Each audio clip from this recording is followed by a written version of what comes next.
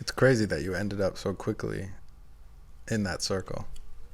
Yeah, it was nerve wracking, man. I mean, I'll tell you the truth. It's what drove me to drugs.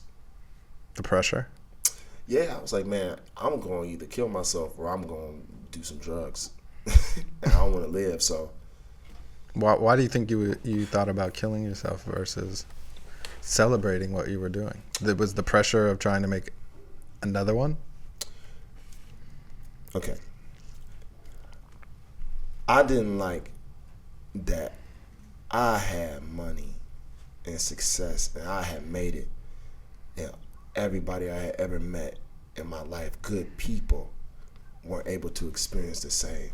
And I wasn't able to truly enjoy my success. Even though I worked hard for it, it bothered me that I had just had so much and my friends didn't. Right. And it was hard for me to enjoy it. I'm getting emotional about it. It was hard for me to enjoy it. And that's truthfully, it didn't seem fair. And so, yeah, it didn't seem fair. And the fame didn't seem fair. I'm not saying I didn't work hard, but like I don't know.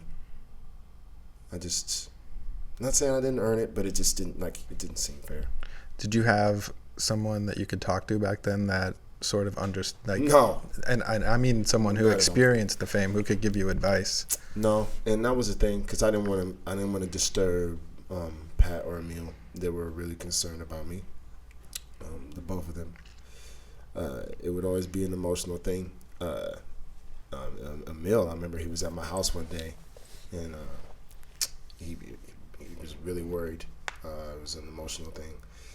It's just you know, when you see that you're disturbing people, because I did my shit alone, you know, like I wasn't like the type of like person that did drugs that came and fucked your shit up, you know, like I was like considerate. I was a considerate little addict for a time, you know. I was like I didn't want people to know. I had tricks of hiding it. It was wild, man, because I just was trying to maintain. I wasn't trying to be cool. I wasn't proud of it. My two uncles were crackheads, you know, coming up. I had to see that shit. Right. So, you know, I remember watching my mom corner my uncle. He came to the house loaded one time. I was like maybe 6 or 7, and she cornered him in a room. I couldn't really make out much, but I remember her saying, "Nigga, if you ever come over here again, you know, like this, I'll fucking kill you." Along those lines. And they were good men, but I saw drugs destroy them. So for me, I always told myself, oh, I'll never smoke cigarettes. Started smoking Newports. Oh man, I'll never do drugs. I'll never sniff anything up my fucking nose but fucking nasal necks. Started doing coke. So there was a guilt I was building. And then me and my mom are so tight. She's like my best friend. It's like you just start to build these things internally. So yeah, I could have spoke to someone, but it's like all I'm really doing is just disturbing their peace. There's a blessing going on. Let's focus on the blessing. Whatever we got to do to keep that going. Mm-hmm. And so that's what it was. And then it was rock and roll, and then I liked it. That was in the second part. It's like I became invincible.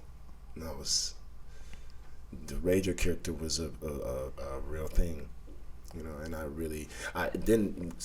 not being able to talk to another human alive that really got what I was dealing with, I became obsessed with, you know, all the greats that could have possibly been dealing with the same thing psychologically, you know, and then I dove into Morrison and Hendrix and then Kurt early on and got obsessed. And then I was like, these are my heroes, they understand me, and if I die this way, then this is destiny. And so I really I really didn't give a shit. I remember on my 27th birthday, at the stroke of midnight, I wasn't even like happy. It was like I was trying to like celebrate, but I was just like, whew. Maybe on the 28th I'll be like, woo! And like I remember on the 28th I was just like, yeah, woo! You know, like if it happens and it was just by some weird design and I'm not a part of some fucking twisted thing. But like it was, you know, I didn't even know to what magnitude I would have success. So when it became such a big thing, I was just so blessed, so happy. And, you know, I didn't know if I would even have a budget to do a second album and tell my story. So when it came time to do Speeding Bullet to Heaven, I mean, not Speeding Bullet to Heaven, sorry. Which I say Speeding Bullet to Heaven because I wrote a lot of songs on that album that focused on my mindset in that time. Right. So certain songs that just I didn't get a chance to express, just a lot of anger that I was able to get out on that album, screaming and playing guitar. But Mr. Rager, when I had got arrested and shit, and I got off the shit, I got in a clear headspace where I was like, okay, you know, I have a job here, and people give a fuck about me. Because when I got arrested, I saw that like people cared, you know, and I was like, oh shit, you know, like people give a fuck.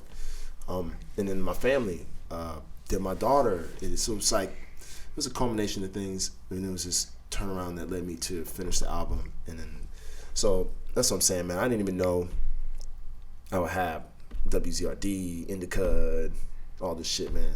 And to me, even the it's just when we was doing shows for $5,000, I thought I made it. Right. I was like, nigga, are you sure? Dennis, are you sure? Man, they said they're gonna give you $5,000 to do a 30-minute set. What? And just me? Yes. Man, that's fucking crazy. We coming from zero, the negative. We just appreciated it. It was like, man, we made something from nothing, from out of the thin air. And people care. We just, I don't know, just the Ohio in me, I don't know.